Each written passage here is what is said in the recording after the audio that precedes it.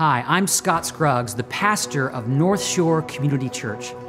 Over 50 years ago, 23 men and women gathered together in a garage right here in Kirkland, Washington, to start a new church. They wanted to create a place where you could come as you are and be loved as you are.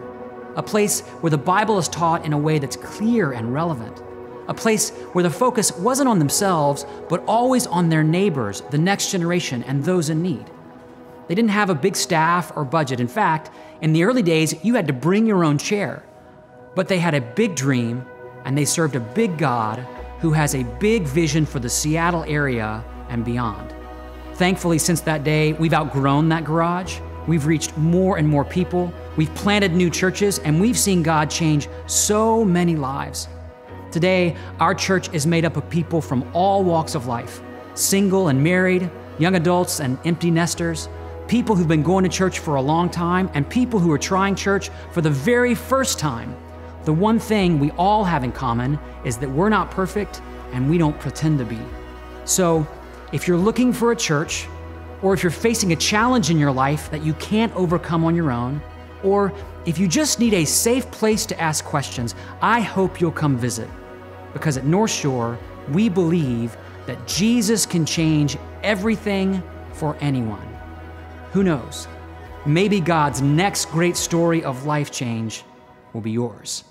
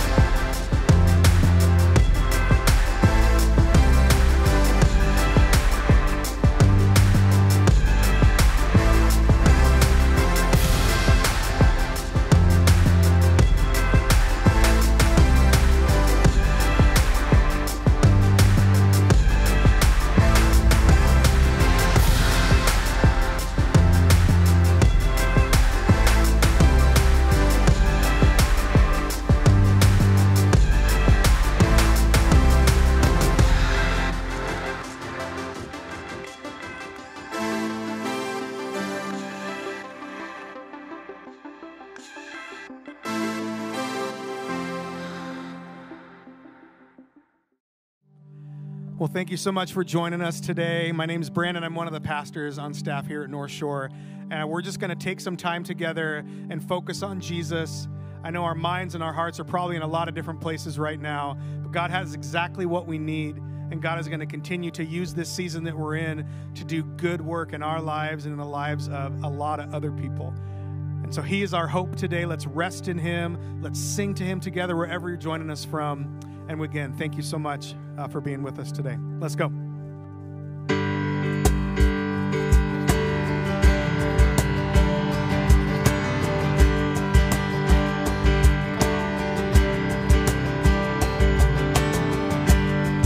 Now the darkness fades into new beginnings as we lift our eyes to a hope beyond. All creation waits with an expectation to declare the reign of the Lord our God. Yeah, we will not be moved when the earth gives way, for the reason what is overcome. And for every fear there's an empty grave, for the reason what is overcome. Now the silence breaks in the name of Jesus as the heavens cry, let the earth respond. All creation shouts with a voice of triumph to declare the reign of the Lord our God. Let's sing together. We will not be moved when the earth gives way, for the reason what is overcome. And for every fear there's an empty grave, for the reason what is overcome. Oh.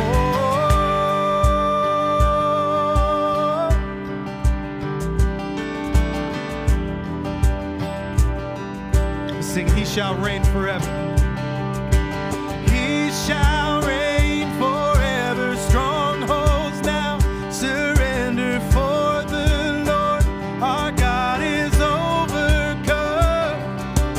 Who can be against us? Jesus our defender. He is the Lord and He has overcome. He shall reign forever. Strongholds now surrender, for the Lord our God is overcome. Who can be against us? Jesus our defender. He is the Lord and He has overcome. We will not be moved when the earth gives way, for the reason what is overcome. And for every fear there's an empty grave, for the reason what is overcome. We will not be moved when the earth gives way, for the reason what is overcome. And for every fear there's an empty grave, for the reason what is overcome. Yes, He has. Jesus, You have overcome.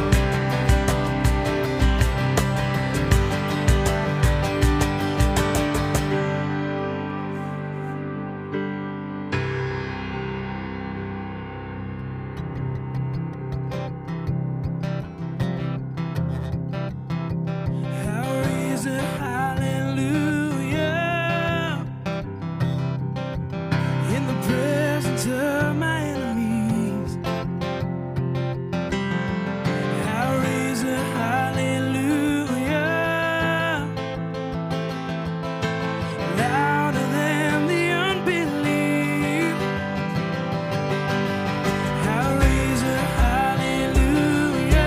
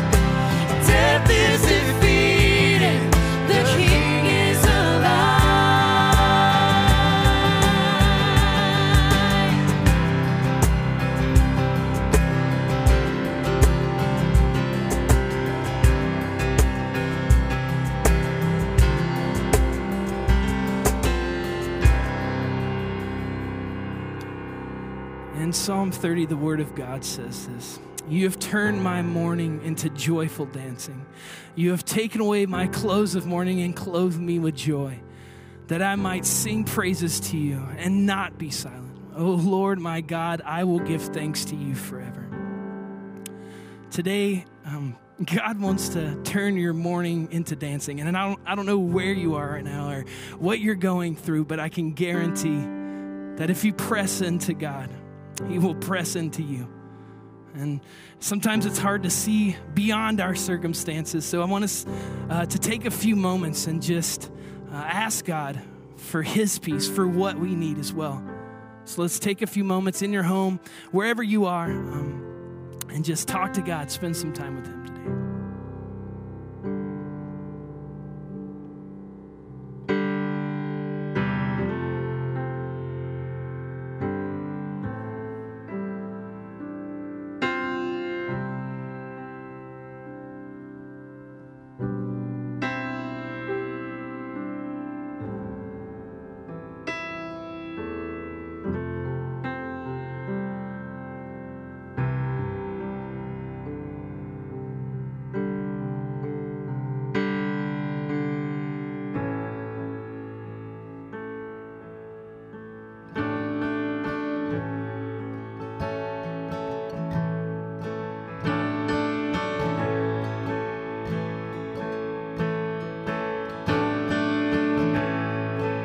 We sing this.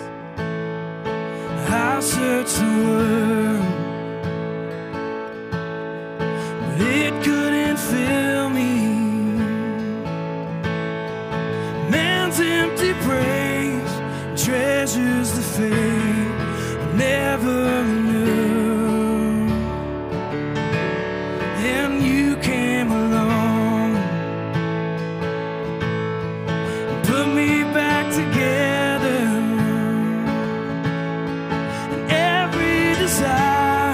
Is now satisfied here in your love. Oh, there's nothing better than you. Oh, there's nothing better than you. Oh, there's nothing is better than you.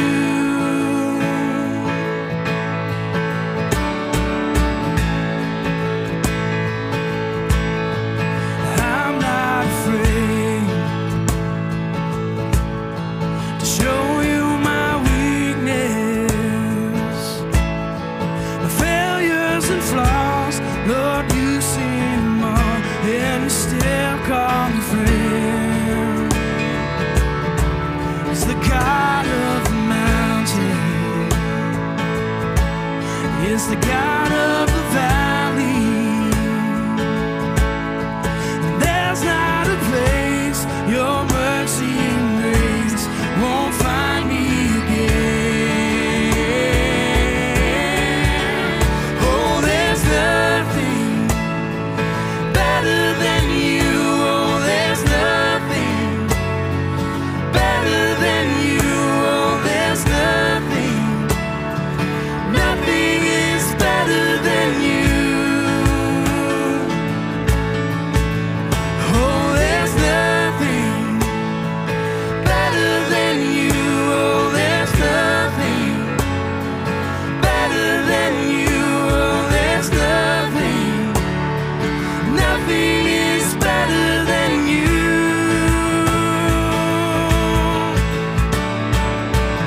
You turn mourning to dancing. You give beauty for ashes. You turn shame into glory. You're the only one who can. You turn mourning to dancing. You give beauty for ashes. You turn shame into glory. You're the only one who can. You turn graves into gardens. You turn bones into armies. You turn seas into highways. You're the only one who can. You're the only one who can. Oh, there's nothing better than you. Oh, there's nothing better than you. Oh, there's nothing. Nothing is better than you. Oh, there's nothing better than you. Oh, there's nothing better than you. Oh, there's nothing. Nothing is better than you.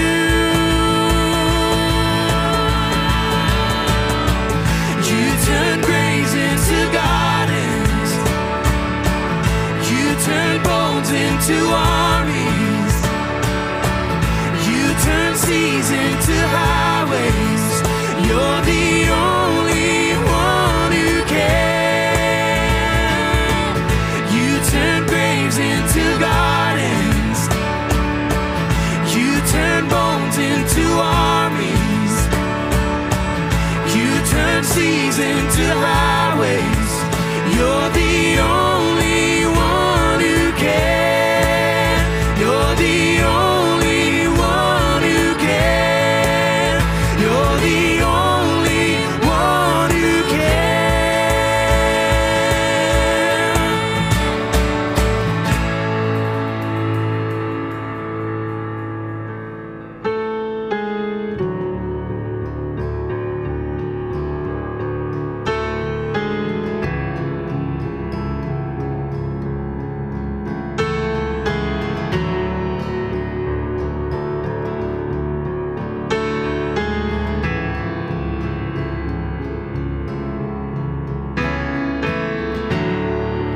Walking around these walls, I thought by now they'd fall, but you have never failed me yet.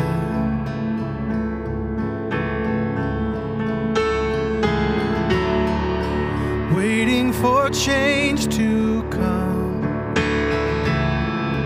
knowing the battle's won, but you have never failed me yet.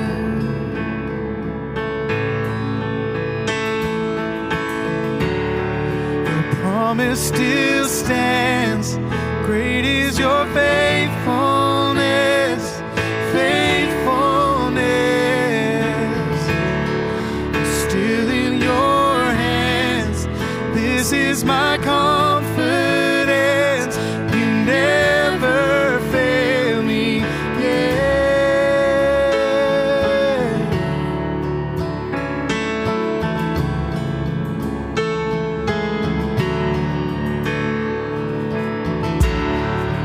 I know the night won't last. Your word will come to pass. My heart will sing your praise again.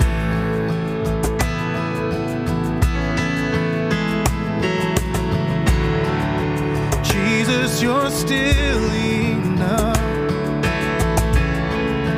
Keep me within your love. My heart will sing your praise again. Oh, yes, it will. Your promise still stands. Great is your faithfulness, faithfulness. I'm still in your hands. This is my confidence. You never fail. Your promise still stands. Great is your faithfulness, faithfulness. I'm still in your hands. This is my confidence. You never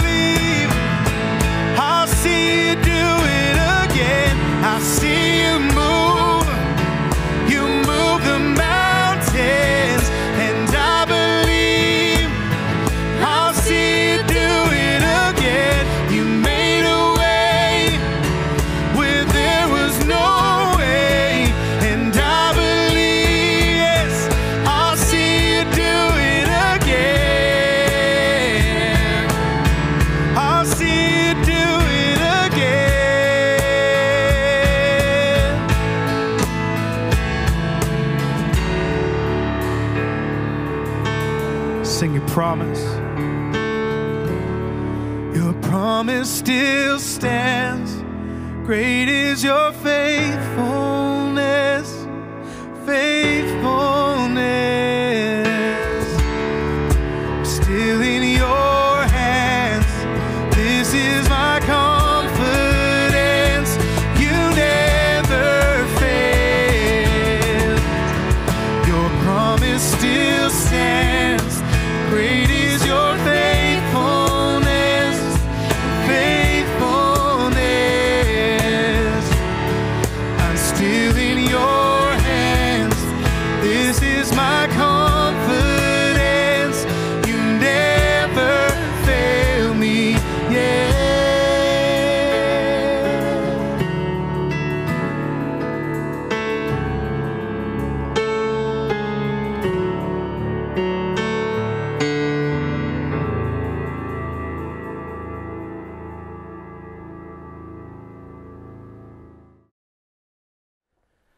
Well, thank you again for being with us today online. I'm Jonathan Wolfgang. I'm part of the team here, and we are so glad to have you here with us to spend part of your day in this important way. You know, it's been overwhelming to see the number of people who've been engaging and participating in some of these online experiences that we've been offering. And we've been hearing so many stories about how people are connecting, how they're engaging. I mean, what an incredible gift it is to have the technology that we have. And we are so glad that you're here with us. Just this last week, I heard a story about a woman who's part of North Shore who has an older friend who doesn't have access to some of the technology that many of us have become so accustomed to and even dependent on during this season. And so each day, when at 9:30 a.m. one of our staff goes on and does the morning devotional at 9:30 on Facebook Live, or each Sunday when we stream our services, this woman's been calling her older friend and putting it on speakerphone so that they can participate and listen together. And she wrote to let us know how much that's meant to her and to her friend, to be able to find encouragement and strength at a challenging season like this. You know, in the middle of all this, that is good stuff. And we love hearing those kinds of stories. And here's the reality. The reason those things are happening is because so many of you have been so incredibly generous as part of this church. You know, it's as hard as it is to not be able to come together physically. Giving is one of those ways that we can continue to unite. We sort of lock arms to do more together than any of us could ever do on our own. And that giving is making a huge difference. It's positioning us to be able to continue to respond to the needs that we see coming in, and those needs are climbing. Folks are reaching out, asking for help in a variety of different ways. And when you give, you help meet those needs. And let me just say, if you right now are facing some kind of a need, please don't be shy. Give us a call at 425-216-4433. Again, 425-216-4433. You can leave a prayer request on that voicemail or let us know about some need we may be able to help with. But by us being generous, we're able to meet those needs. And it also helps us as a church stay on good, solid financial footing so that when we get out of this, and friends, we will get out of this, we're able to continue to make the kind of impact that God has been making through this church for now more than 50 years. So thank you for being generous. On your screen right now, there are some ways that you can give. Follow those links, and thank you for partnering in this extraordinary season in such a meaningful way. Well, today, I'm so glad you're with us because we're kicking off a brand new series that I think is so important for our time. The series is called Unshakable. And in just a second, Scott's going to come and kick off that series for us all together. So thanks for being with us. We're glad you're here.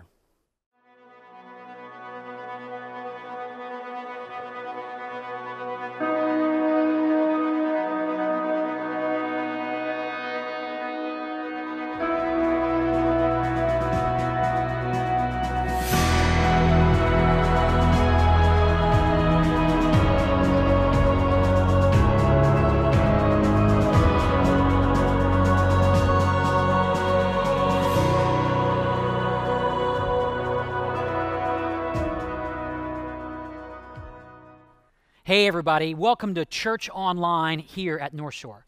Wherever you are sheltering in place right now, I'm just so glad you've taken some time today to be with us. Years ago, a group of my friends from college decided to get together for a few days to reconnect and have some fun together. One of the guys had a family home in the Florida Keys, so we flew in from all over the country to spend a few days there, and it was a rich time. Deep conversation, great meals, a lot of time on the beach. Well, during the week, one of the guys had a birthday, and his family decided to gift all of us a day of deep sea fishing. Now, a bit of context here. I'm from the state of Arkansas, which is totally landlocked. It's surrounded by Texas, Louisiana, Mississippi, Tennessee, Missouri, Oklahoma. For those of you on the West Coast, those are actually other states. So when I, being from Arkansas, heard the word fishing, I'm thinking relaxing on a boat, peaceful lake or river, something that's easy and restful. What I didn't know is that deep sea fishing is nothing like that. So we went down to the dock. We were dressed more for kind of a pleasure cruise, swim trunks, flip-flops. When the captain of the boat saw us, he actually smiled and said, "Hey, how many of you have actually done this before?" No hands went up. And then he asked, "How many of you tend to get seasick?" No hands went up. He smiled again and said, "Okay, I just want to warn you, it's going to be a little bit rougher out there than usual." But we were a group of guys, so we just smiled as if to say, "Bring it on, the rougher the better." As we began our trek out into the ocean, my first thought was, it's not so bad. I mean, this 40-foot boat easily was tackling the small waves in the shallow waters. But as we moved further out to sea, the water turned from light blue to dark blue to almost black, and the waves began to rise higher and higher. The boat would pitch up and down, steeper and steeper, and then I started to feel a little queasy. And then I started to feel a lot queasy. And I noticed some of the other guys looking kind of green. Someone said, I looked green. The waves got bigger, the boat rocked higher, and then I heard it. Someone was throwing up over the side of the boat. Then another guy, then another guy, then another guy. And by the time the captain said, "Who wants to catch a fish?" all 6 guys were puking into the ocean, including me. We literally had every side of the boat covered. The only guy who wasn't had passed out down in the cabin because he panicked and took too much Dramamine. I got to tell you, the next few hours were some of the longest hours of my life. I have never felt so sick, so helpless, so shaken. I remember thinking, this is a 40-foot boat, and we have an experienced captain, but at some point, if the waves are too great, there's simply nothing the boat or the captain can do. So, kind of embarrassing, I just huddled up in the cabin, just wanting this experience to all be over. On the bright side, since none of us were actually fishing, the crew went fishing for us, and they actually caught several amazing fish for us to take home. Well, when we finally made it back to the dock, we tipped the captain and we took the fish we didn't catch and we drove back to the house in silence and everybody went back to bed and we basically agreed we would never speak to each other about that day again. Well, that was almost 20 years ago. I've never told that story before and I still get kind of queasy just thinking about it. But I was thinking about that story this week because it reminds me a lot about what we're living through right now. I have never experienced a season like we're in right now. In fact, none of us have, unless you're 102 years old. It was just a month ago today that the COVID-19 virus took its first American life right here in Kirkland. At that time, it was a big story, but businesses were still open and schools were still in session and people were still shaking hands and going out to dinner. Boy, does that feel like a lifetime ago.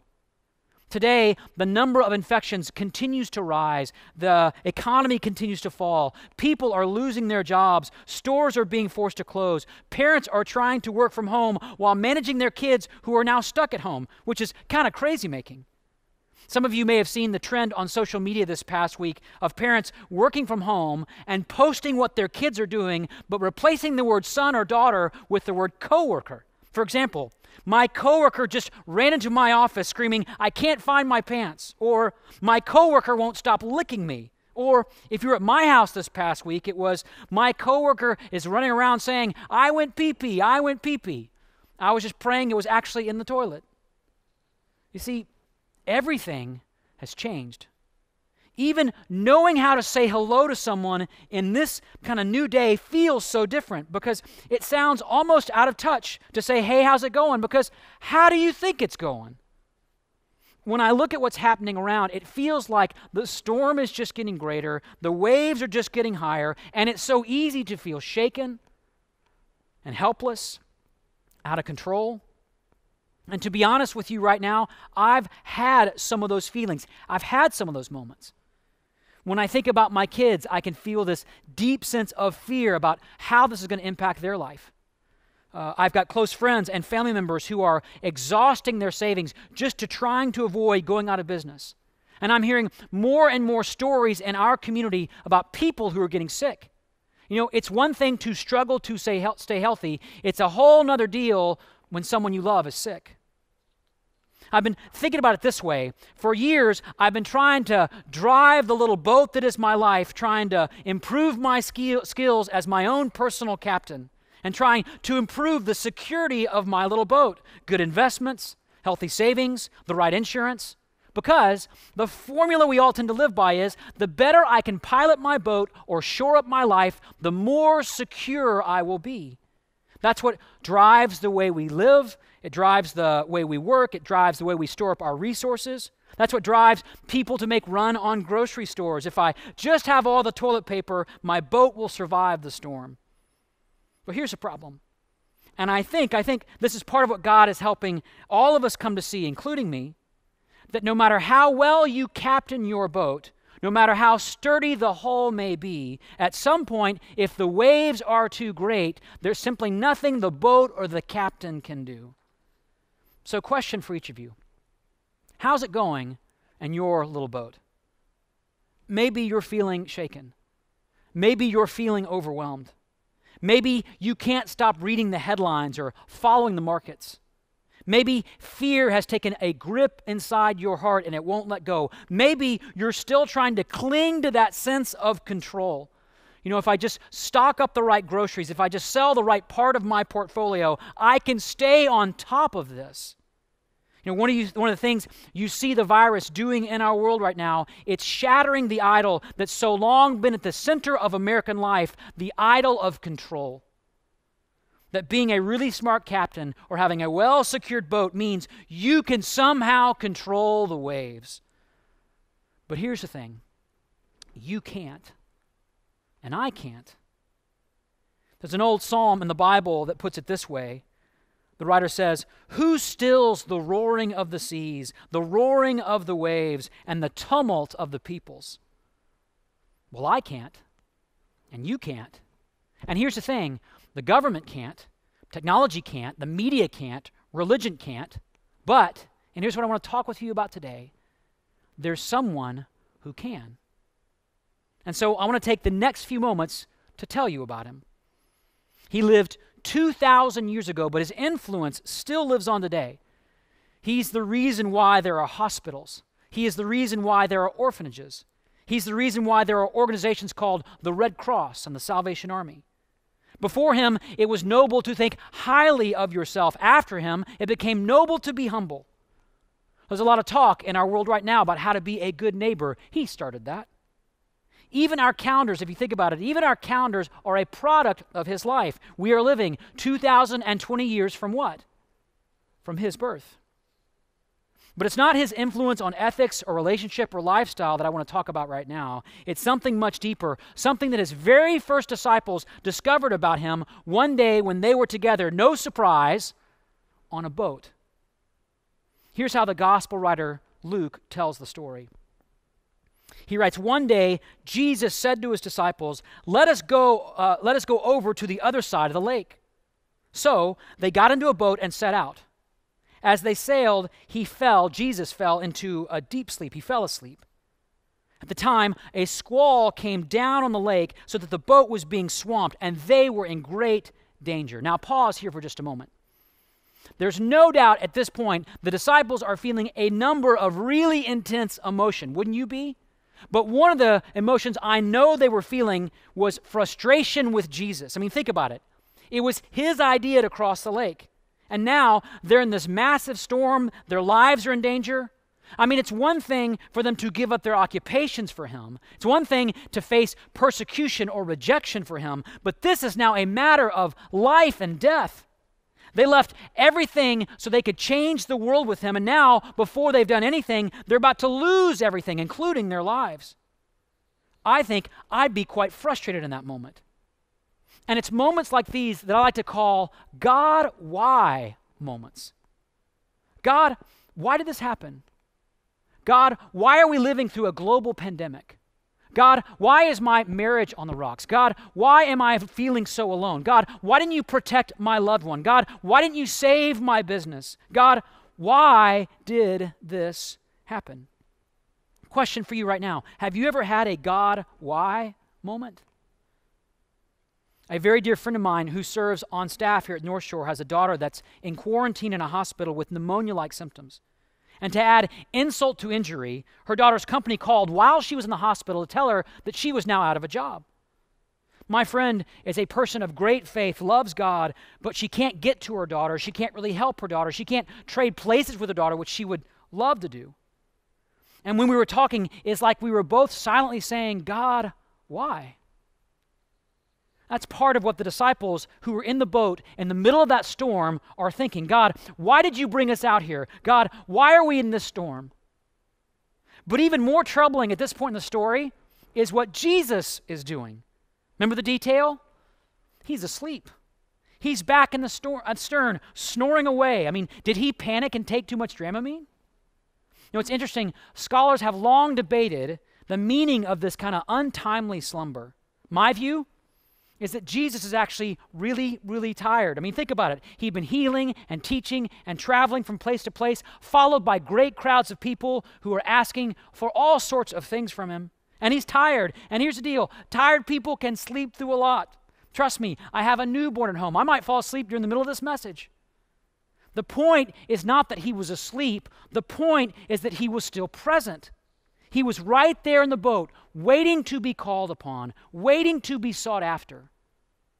You know, sometimes I like to think about how long it actually took the disciples to go out and get help, to ask him for help.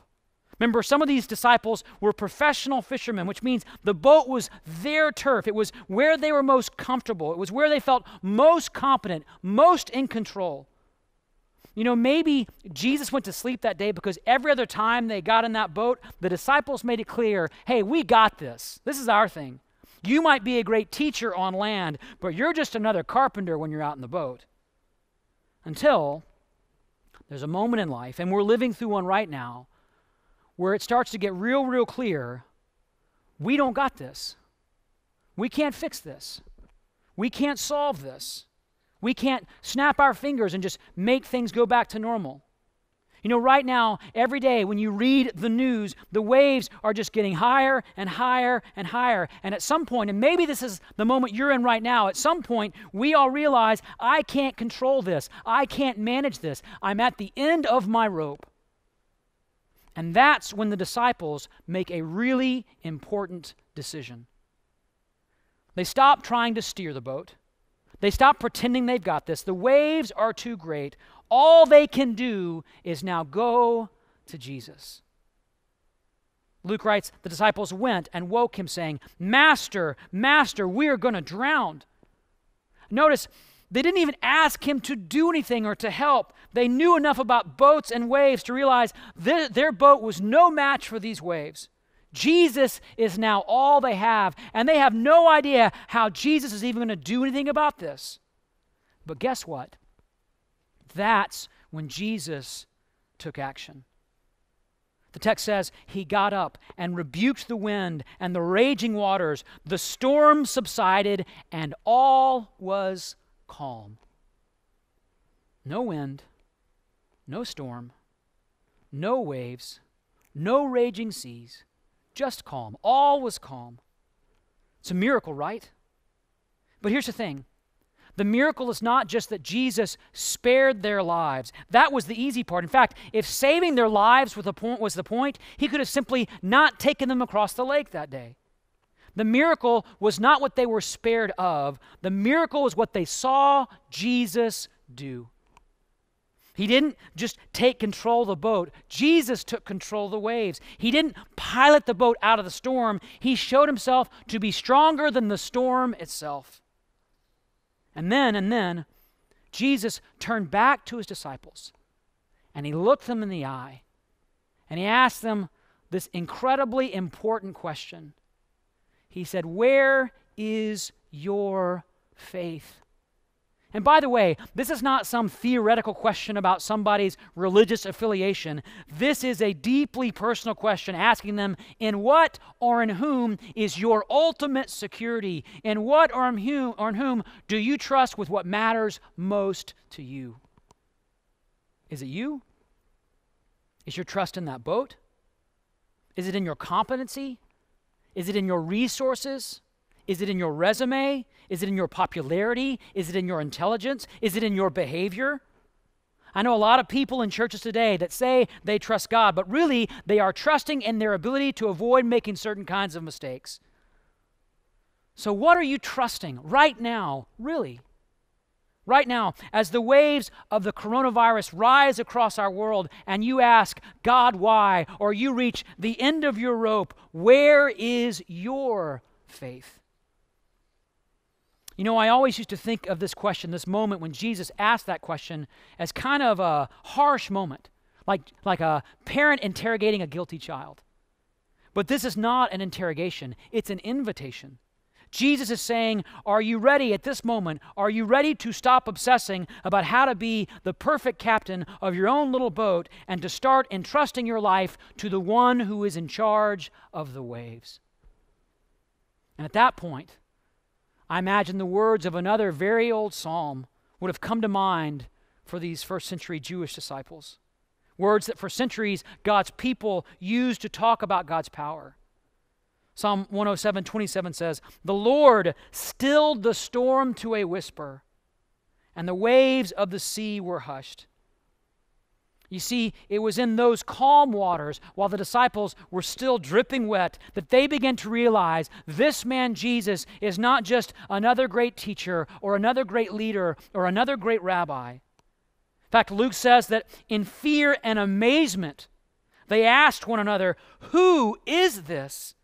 He commands even the winds and the water, and they obey him." Who is this man?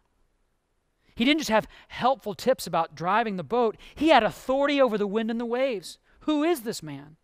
This wasn't just a display of ethical or spiritual authority. This was a display of God of the universe kind of authority. Who is this man? You know, that's actually the most important question you can answer in your life. Whether facing a global pandemic or any storm that threatens the safety or security of your boat, who is this man, Jesus? And here's the thing. You really only have one of two choices. Either he's just another ancient religious figure who had some wise things to say about steering the boat of your life, or he's the God who can control the winds and the waves. Either he's just a failed Messiah who died 2,000 years ago, or he's the God who conquered sin and death on that cross. Either he's just a legend from ancient history who has nothing to do with your life today, or he's the God who is able to do what? To do whatever you need done in your life today, meaning no problem can thwart him, no storm can beat him, no virus can stop him. I love how a Christian psychologist and writer named Henry Cloud put it. He said, the crisis wasn't over when they got to the other side of the lake. The crisis was over when Jesus got in the boat because of who he was. You see, Jesus went out on the boat that day to show these shaken disciples in the shakeable world, I am the unshakable God who is with you in the storm, not just so you can improve how you steer the boat, but so that you might know who's in charge of the waves. That's why Jesus came into the world. That's why Jesus went out on the lake that day in the storm. That's why Jesus went to that cross. Because here's the thing. When you realize that Jesus is all you have, you discover that Jesus is all you need. And right now, in this moment, wherever you are, whatever's going on, however you feel, however shaken your heart is, Jesus is all you need. Maybe you're wondering how you or your family are going to make it through this season. Maybe you're afraid the waves are too high, your boat is too weak, the winds are too strong. Maybe you're just now waking up to the fact that no matter how much you have or make or do or accomplish, at some point, if the waves are too great, there's simply nothing the boat or the captain can do. So maybe it's time right now in your life to simply trust Jesus. Because right now, Jesus is inviting you to let go of the "I've got this" mentality and to surrender your life, your future, whatever matters most to you, into his unshakable hands for the very first time, or maybe to do this for the first time in a long time. And I'm going to give you a chance to do that, to have that moment with Jesus in just a moment. But before I do that, I want to close with a story about a storm that's still very much in progress. About a man in a storm that's still very much in progress. His name is Corky Swanson. Some of you know him. He and his wife Shirley have been part of our church for many years. Corky is one of the most joyful and faithful people I know. In fact, every time I see him, he has a word of love or encouragement for me. Every time I speak, he thanks me for the message, even if it's a really bad one. Corky loves to tell people about Jesus. Corky loves to pray for people. He actually works at a golf course, and he's created a little sacred space on that golf course where he's planted little golf tees for all the people he's praying for. When I play golf, I'm too busy asking God to help me with my short game to care much about other people, not Corky. In fact, when our son Jude was born, he sent me a picture of the letter J formed in golf tees, and he prays for our son every time he goes by that spot. And he's just so filled with joy. In fact, every time I ask him, "How are you doing?" he smiles and says, "Phenomenal." Some of you have heard him say that. Well, just over a week ago, a storm blew into Corky's life. He was diagnosed with pancreatic cancer, and the doctors are still working on a full prognosis and treatment plan. But to make matters worse, with the hospitals overwhelmed with coronavirus patients, he's having to wait longer for his treatment. And because he's high risk for infection, he and his wife Shirley are isolated in their home. They can't see family in person. They can't even hug their grandkids. Talk about getting your boat rocked. Talking about a God, why moment. Talk about being at the end of your rope. And you would think this is a moment to fall into fear or despair. But when I called to check on him, he said, without skipping a beat, as he always does, and I said, "How are you doing?" He said, "I'm doing phenomenal." A few days later, he texted me saying this: "I couldn't do this without my wife Shirley and you and all those praying on my behalf. I can't believe how weak I am already. My driver only went 310 this morning." By the way, I think we might have a few people now interested in checking out North Shore.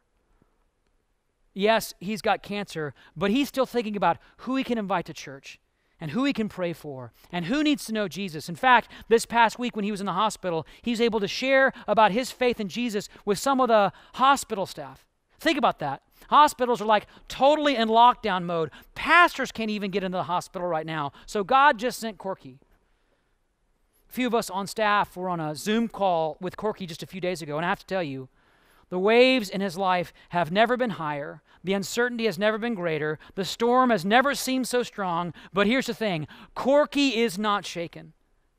In fact, he told us this week that he's experienced a peace like he's never experienced before. When the waves are at their highest right now, all is calm. How is this possible? Because when Jesus is all you have, you discover that Jesus is all you need. And this Jesus is not just another guy helping out with the boat. He is the master of the waves, the creator of the universe, the Lion of Judah, the Lamb of God, the Alpha and Omega, the resurrection and the life, the God who is able to calm whatever storm you're facing. So question, and with this I'll close. Are you ready to stop trying to control that boat and start trusting the God who controls the waves? Would you take a moment and pray with me?